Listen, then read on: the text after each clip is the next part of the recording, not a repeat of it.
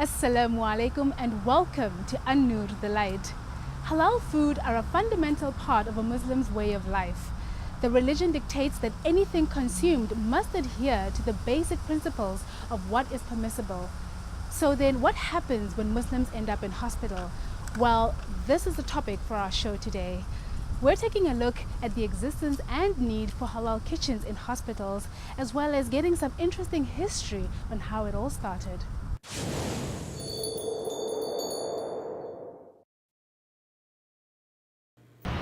The South African Muslim community has become firmly entrenched within the country as well as society. Their right to freely practice their religion dates back over 200 years. As citizens, they have served this country in all spheres of life. During World War II, there was a need for an organization to take care of the dietary requirements of Muslim sailors, and the hospital welfare movement came into being. Well, the Hospital Welfare and Muslim Educational Movement is a social welfare organization, primarily set up to help the deserving and needy members of our community out there. Initially we came about in 1942 when there was a group of concerned Muslims who went to sort of visit the Somerset Hospital, and there they found some sailors that during the First World War, when ships came into the Cape Town harbour, and the sailors that were injured or sick found themselves at Somerset Hospital. And then they found that there was no one taking care of them, especially to their dietary needs. So those concerned Muslims started that particular kind of activity, and that's where the Hospital Welfare Society was actually formed thereafter. While the organization started out as a welfare movement, it soon became apparent that there was a need for even more. A meeting with anti-apartheid stalwart Dr. Yusuf Dadoo resulted in them creating a scholarship program to serve the needs of students from disadvantaged backgrounds. This also brought about a change in the name to the Hospital Welfare Muslim Education Movement. Well, since our sort of establishment in 1942, our ambit of activities have increased to such an extent that today, 72 years later, we've got still the hospital sort of portfolio.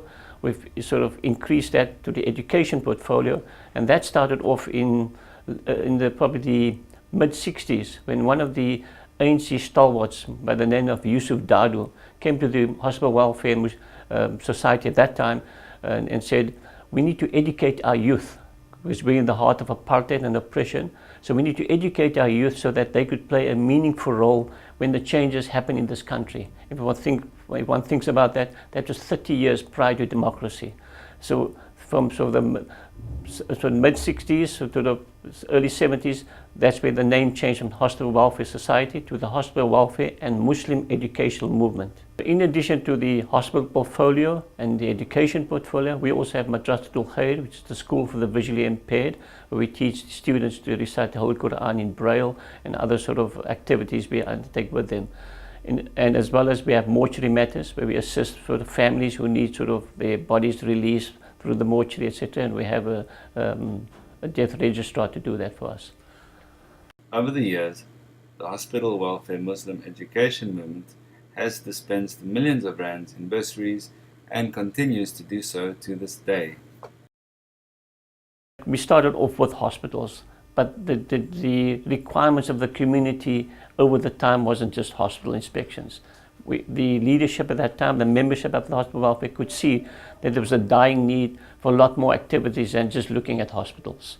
And that's how the social welfare sort of activities through education, through sort of mortuary, burials, family assistance, social welfare programs started off. I would probably say 99% of the membership is voluntary. We work on a voluntary basis. So our effectiveness as it is has become in terms of the confidence that the community has in hospital welfare. We are very transparent, we're very open in terms of sort of displaying what we're doing. And I think due to that, our ambit of activities have increased. Our biggest portfolio today is the education portfolio. Like last year, we gave over R1 million in bursaries to needy and deserving students. And this year we probably surpass that again. The need for halal food in hospitals grew steadily as the years progressed, and today the organization supervises 18 kitchens across the Western Cape. At the moment, we've got 18 hospitals on our list, and beside the hospitals, certain hospitals have got a coffee shop, a kiosk, like a restaurant, whatever, so they serve food there as well. So we do most of that hospitals. With that, it will come to plus minus about 30.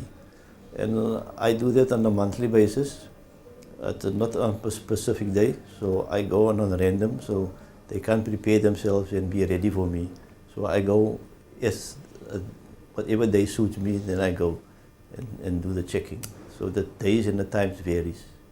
And that's basically what you do. And some hospitals do have Muslim cooks, so that also helps us in a way to see that everything is halal. Well, 72 years, we could add on another 72 years. I think when we look at the challenges of the community out there, and we could say, where do we go from here? It's not getting any easier. We can certainly see as an organization, people, due to the economic climate, the economic challenges, the struggle that the people have out there is no longer political struggle, it's economic struggle. It's a struggle for survival. And the challenges are becoming more complex and more severe. And one can see already by the kinds of strikes and service delivery strikes we have, and people are crying out for food and basic needs. And that's the challenge for us, like for many other organizations as well. The hospital welfare Muslim education movement has stood the test of time.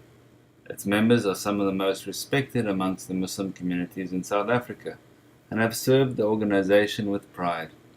A new guard is in place to take the movement forward and soar to even greater heights.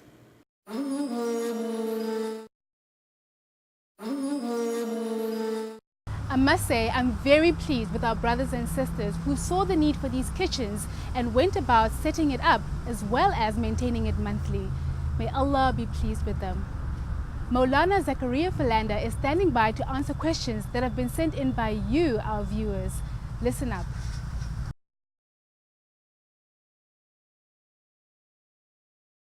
Assalamu alaikum wa rahmatullahi wa barakatuh.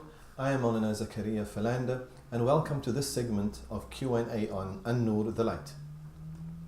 Our first question comes from an avid viewer. We thank you for your constant support. She would like to know if Muslims are allowed to adopt. Muslims are allowed to adopt. In fact, Muslims are encouraged to adopt. The Quran, as well as the prophetic Sunnah, it highlights the plight of the orphan and it encourages adoption. So Muslims are encouraged to adopt all those kids who find themselves on the fringes of society and find themselves without parents. One thing to remember though is that if the child who is being adopted has a family name, then it is important that the family name of the child be retained and that the child not assume the family name of the adopting family. Our next viewer would like to know, what is the longest period a spouse can be away from home to avoid any violation of the spouse's rights over each other? This is a matter of ijtihad or mental exercise. According to the various needs of people that couples have over each other, this would determine what amount of time couples are able to survive without one another. There is an imperative in the Sharia that states that a period of 4 months is more or less the maximum amount of time that spouses should be from one another, but this is not cast in stone, and according to certain circumstances and different contexts, this may be either increased or decreased. Our next viewer would like to know, what is the longest period a spouse can be away from home to avoid any violation of the spouse's rights over each other? This is a matter of ijtihad or mental exercise. Need really dictates how long spouses can be away from each other. There is advice in the Sharia with regard to this, that a period of 4 months is the maximum amount of time that a husband and wife should be separated. But like we have said, it is a matter of mental exercise, and if we find ourselves in certain circumstances or a certain context whereby the need of the spouses are changed, then the amount of time might become shorter or it might even become longer. Our next question comes from our Facebook page. This lady would like to know, is it permissible for a woman to attend a lecture in a masjid when she has her hayd? The masjid is a place of prayer, makan al-sujud, a place of prostration. A woman, when she is experiencing her menstruation, is exempt from prayer. She is also exempt from attending the masjid. So essentially, a woman is not allowed to attend the masjid for prayers. Latter-day scholars, some of them are of the opinion that if the woman is attending the masjid for essential programs or for essential learning, then she is allowed to attend the masjid, provided that certain conditions are met. That brings us to the end of this session of Q&A on An-Nur. Keep well. Assalamu alaikum wa rahmatullahi ta'ala wa barakatuh. If there's anything you'd like to know, send us your question via social media, email, or just give us a call. To those of you who want a more personal response, let us know and Maulana will be in contact directly. That's it from us for this week. Jazakallah khutakhunna Zahida Ayanda Zambo with the An-Nur team. Assalamu alaikum wa rahmatullahi wa barakatuh.